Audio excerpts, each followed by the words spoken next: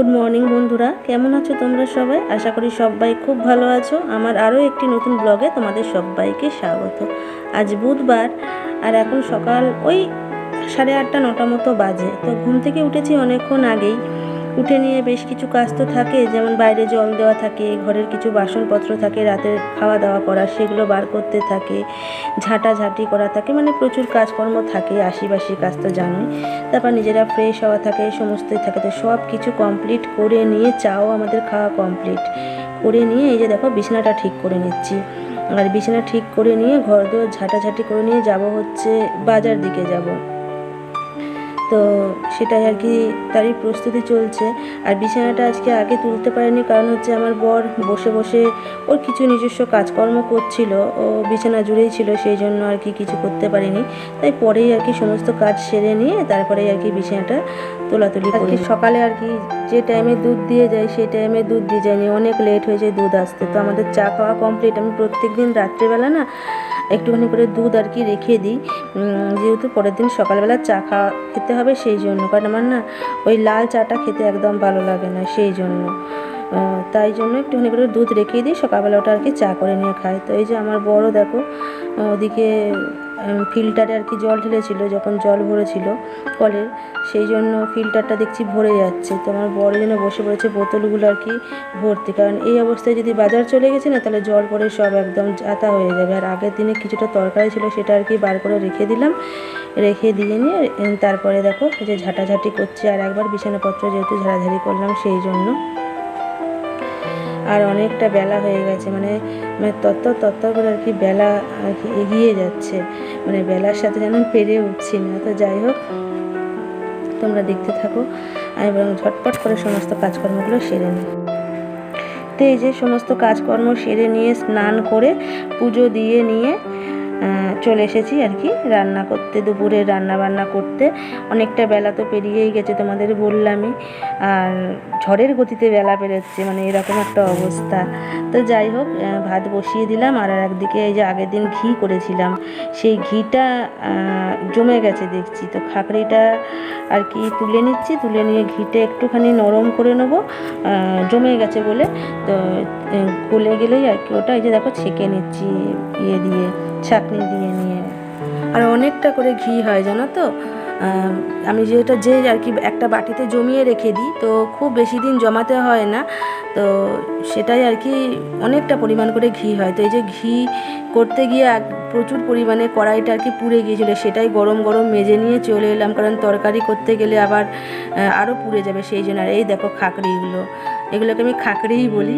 আর এই যে দেখো এতটা পরিমাণ ঘি হয়েছে।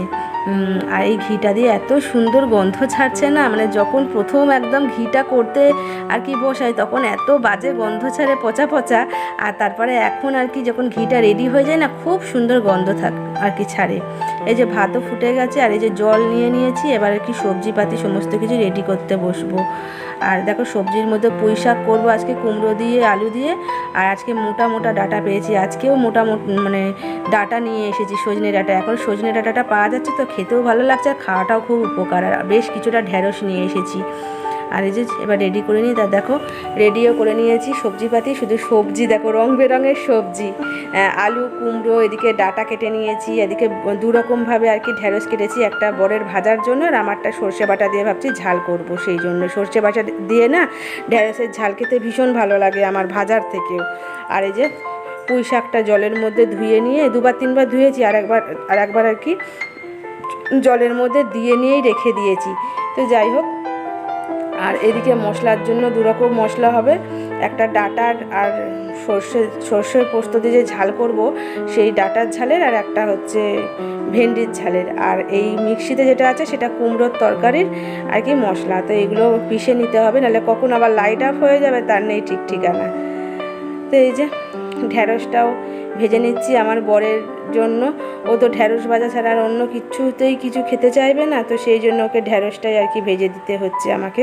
ও ঢেঁড়স ভাজাটাই বেশি পছন্দ করে। দেখো আমার মশলাটাও বাটা হয়ে গেছে, মিক্সির মধ্যে আদা রসুন পেঁয়াজ টমেটো কাঁচা লঙ্কা এটার পেস্ট আছে, আর বাটিটার মধ্যে কুমড়োর তরকারির আর কি আছে মশলাটা।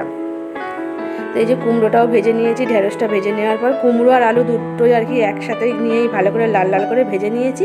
তারপরে এবার কড়াইয়ের মধ্যে এই যে দেখো মশলাটাকে কষাচ্ছি, কষিয়ে নিয়ে এবার আলু কুমড়ো পুঁই শাক দিয়ে ভালো করে কষিয়ে নিয়ে অল্প একটু জল দিয়ে দেবো, যাতে আর কি আলু কুমড়ো পুঁই শাক এগুলো সেদ্ধ হয়ে যায়। তো রোজের যে মশলা হলুদ গুঁড়ো, ধনে গুঁড়ো, লঙ্কা গুঁড়ো, নুন, জিরে গুঁড়ো, একটু মিষ্টি, যেহেতু কুমড়োর তরকারি মিষ্টি, এগুলো সব দিয়ে দিচ্ছি। দিয়ে নিয়ে এগুলো দিয়ে একটু ভালো করে কষে নিয়ে তারপরে সবজি শাক সব দিয়ে কষে জল দিয়ে দেবো। তো ওটা ততক্ষণ হয়ে যাক। ওটা হয়ে যাওয়ার পরে শেষের দিকে ওই ঢ্যাঁড়সের ঝালটা আর কি ডাঁটার ঝালটা করে নেবো। তো চলো তোমরা দেখতে থাকো। এই যে বন্ধুরা, আমার রান্না বান্না সমস্ত কিছু কমপ্লিট, আর আমার বড়বাবুও চলে এসেছে। ওকে একটা ডিমের পোচ করে দিয়েছি। তো ডিমের কুসুমটা একটুখানি ঘেটে গেছে, তো কোনো ব্যাপার নয়, ওকে এরকমভাবে করে দিলেও পছন্দও করে। ডিমের পোচটা একটু গোলমরিচ আর একটু বিট নুন দিয়ে দিয়েছি ওপরে। আর রান্না হয়েছে চলো দেখাই তোমাদের। তো এই যে দেখো ভাত হয়েছে, এদিকে হচ্ছে আমার বরের ভেন্ডি ভাজা, আর এদিকে হচ্ছে আমার ভেন্ডির ঝাল। তো এরকম করে ভেন্ডির ঝাল খেতে আমার খুব ভালো লাগে। তো আজকে দুরকমভাবেই করলাম, আমার বরের ভাজা আর আমার ঝাল। তো ওকে একটু দেবো ঝাল, দেখবো ও খায় কি না। আর এদিকে করেছি হচ্ছে সজনে ডাঁটা, এটাও আর কি সর্ষে পোস্ত দিয়ে ঝাল করেছি। আর এই যে পুঁই শাক আলু আর কুমড়ো দিয়ে। তো দেখো নিরামিষ দিনে কতগুলো পদ হয়ে যায়, মানে নিরামিষ দিনে খাটুনি বেশি, অনেক রান্না করতে হয়, অনেকগুলো পদ করতে হয়। আর যেদিন আর কি মাছ বা মাংস হয়, মাংস আনলে তো যদি মাটন হয় তো এক তরকারি ভাত, চিকেন হলেও এক তরকারি ভাত, আর মাছ হলে মাছের ঝোল ভাত, তার সাথে খুব জোর একটা ভাজাভুজি হলেই হয়ে যাবে। কিন্তু যেদিনকে মাছ বা মাংস থাকে না, সেদিনকে দেখো না কতগুলো পদ হয়ে যায়।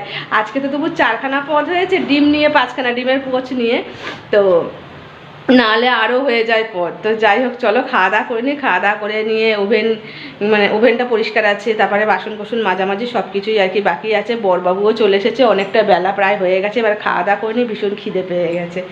তো চলো আজকে এই পর্যন্তই। সবাই খুব ভালো থেকো, সুস্থ থেকো, সবাইকে টাটা।